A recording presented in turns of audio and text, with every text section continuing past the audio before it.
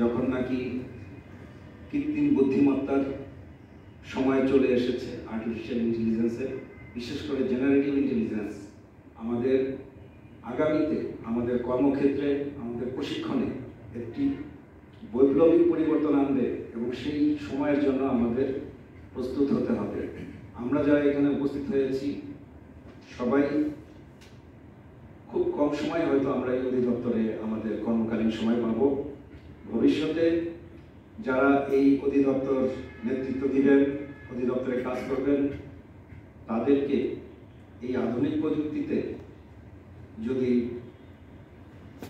সমৃদ্ধ করানো হয়, ট্রেন করানো হয়, তাহলে আমরা যাদেরকে নিয়ে কাজ করি তাদের যে সময়োপযোগী প্রশিক্ষণ, সেটির জন্য আমাদের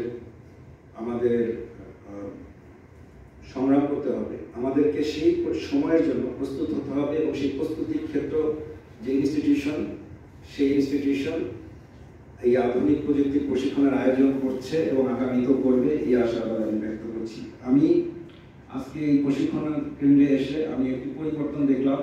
সেই পরিবর্তন একটি প্রকল্পের মাধ্যমে হচ্ছে।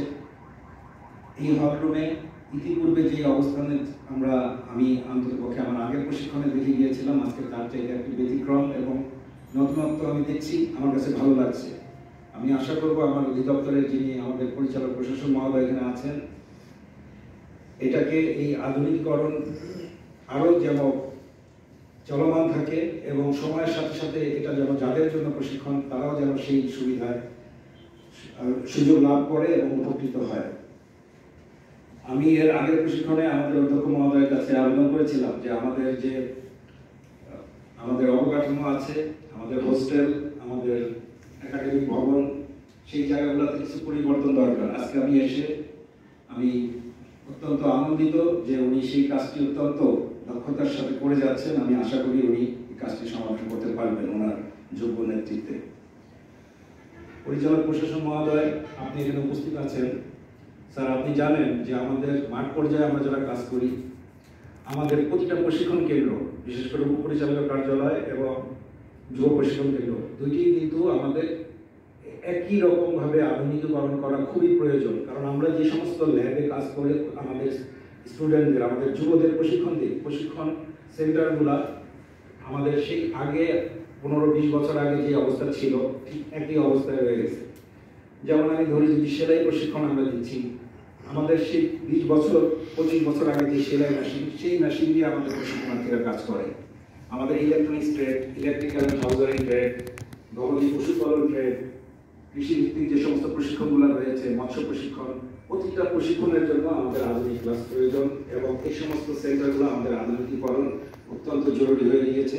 এই আমাদের যদি আমরা আগামীর প্রজন্মকে যদি আমরা এই যে উন্নত যে আমাদের টেকসই প্রযুক্তি যে আমরা যদি ফেস করে তাদেরকে প্রশিক্ষণ দিতে চাই এবং তাদেরকে যদি আধুনিক প্রশিক্ষণে প্রশিক্ষিত করতে চাই, আমাদের প্রত্যেকটা জেলার প্রশিক্ষণ কেন্দ্রগুলো আধুনিকীকরণ করা এবং যেটি চলমান আছে সেটিকে অত্যন্ত দ্রুততার সাথে করা প্রয়োজন। আমাদের অনেক সমস্যা আছে স্যার, আপনি জানেন যে আমাদের জেলা কার্যালয়গুলো লোকবলের অভাবে অত্যন্ত আমরা সংগ্রাম করে যাচ্ছি। কারণ আমাদের ফিল্ডে, উপজেলা কার্যালয়ে, জেলা কার্যালয়ে আমাদের লোকবলের অত্যন্ত অভাব। আমি জানি আপনারা স্যার চেষ্টা করে যাচ্ছেন, এটা নিয়োগের প্রক্রিয়ায় একটা লম্বা প্রসেস ফলো করতে হয়, তথাপি আমাদের এই কাজটা যে আমাদের অত্যন্ত দ্রুততার সাথে করা প্রয়োজন। আমরা ফিল্ডে আমরা সমস্যার সম্মুখীন হচ্ছি।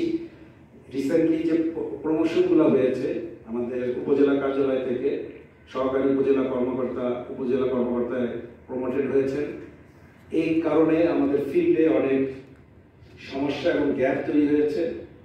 বিশেষ করে ঋণ কার্যক্রমে যারা নাকি অনেক দিন ধরে অভিজ্ঞ কাজ করে আসছিলেন, তারা প্রমোশন পেয়ে চলে আসছেন। ফিল্ডগুলোতে অত্যন্ত লোকবলের অভাব দেখা যাচ্ছে ঋণ আদায়, ঋণ কার্যক্রম পরিচালনার ক্ষেত্রে এবং আমাদের প্রশিক্ষণের ক্ষেত্রেও একই রকম সমস্যা আমরা ফেস করতেছি। যেমন আমি যদি আমার জেলা কার্যালয়ের কথা বলি, সুনামগঞ্জে আমাদের 4টা ট্রেড আছে, সেখানে আমার এখন প্রশিক্ষক আছে মাত্র 2 জন। আমাদের 2টি ট্রেড আগামী ডিসেম্বর থেকে বন্ধ হয়ে যাবে। আমার 2টি ট্রেড যেটি চালু রয়েছে, 1 জন করে প্রশিক্ষক রয়েছে। তো এই জায়গাগুলো যদি আমরা যাদের নিয়ে কাজ করি তাদের জন্য যদি আমাদের যে লোকবল তারা যদি আমাদের যথা জায়গায় না থাকে তাহলে তো আমরা কার্যক্রম চালিয়ে নিতে আমাদের খুবই বেগ পেতে হয় এবং এটা আমাদের ফিডব্যাক প্রধান কার্যালয়কে দিতে হয়, কারণ আমাদের উপরে তো নির্ধারিত আমাদের ট্রেডের যে লক্ষ্যমাত্রা সেটা নির্ধারণ করা হয় একইভাবে। সুতরাং আমাদের যদি আমাদের লক্ষ্যমাত্রা অর্জন করতে হয় আমাদের লোকবল অবশ্যম্ভাবী, আমাদের এটা আমাদের খুবই প্রয়োজন। পাশাপাশি স্যার আমরা যারা একই পদে চাকরি করে দীর্ঘদিন পরে প্রমোশন পেয়েছি, যেমন আমি আমাদের কথা বলি, উপপরিচালক আমরা 20 বছর পরে প্রমোশন পেয়ে ডিডি হয়েছি। আমাদের এটা ব্লক পোস্ট, আমাদের উপরে যাওয়ার আর আমাদের কোনো সুযোগ নাই। যদি বিভাগীয় কার্যালয় বা আমাদের কিছু পদ যদি সৃষ্টি করা হয়, জানি স্যার আপনারা এটা নিয়ে চেষ্টা করছেন, কাজটি চলমান রয়েছে, কিন্তু যদি আমাদের এই জায়গাটাতে একটু আপনাদের সদয় দৃষ্টি যদি আপনারা দেন এবং যদি আন্তরিকভাবে একটু কাজ করেন তাহলে আমাদের যেই পরবর্তীতে আমি হয়তো চলে যাব, আমার পরবর্তীতে যারা আমার যারা অনুসারী বা আমার যারা কলিগ যারা থাকবেন তারা হয়তো সেই সুযোগটা বা সেই সুবিধাটা ভোগ করতে পারবেন। আমাদের সমস্যা অনেক আছে স্যার, এই সমস্যা বলতে গেলে তো আসলে অনেক কথাই বলতে হয়, আমি সমস্যার কথা বলতে চাই না। আপনি অবগত আছেন স্যার আমাদের সমস্যা, ফিল্ডের সমস্যা। তবে আমাদের যে তথ্য প্রযুক্তির যে প্রশিক্ষণ চলমান রয়েছে, আপনি স্যার একটা প্রকল্পের পিডি ছিলেন, যেটি টিকা প্রকল্প। আমাদের যুবরা অত্যন্ত সফলতার সাথে এই প্রকল্পটি স্যার আপনি পরিচালিত করেছেন। আমাদের যুবরা কিন্তু এই টিকা প্রকল্পের মাধ্যমে একদম প্রান্তিক পর্যায়ে যুবরা তথ্য প্রযুক্তির যে প্রশিক্ষণটি নিয়েছে এই টিকা প্রকল্পের অধীনে, এবং এরা এই প্রশিক্ষণটি অত্যন্ত প্রয়োজন আমি মনে করি প্রত্যন্ত অঞ্চলে। আমরা আমাদের জেলা কার্যালয়ের মাধ্যমে পরিচালিত করি, এটিকে আরো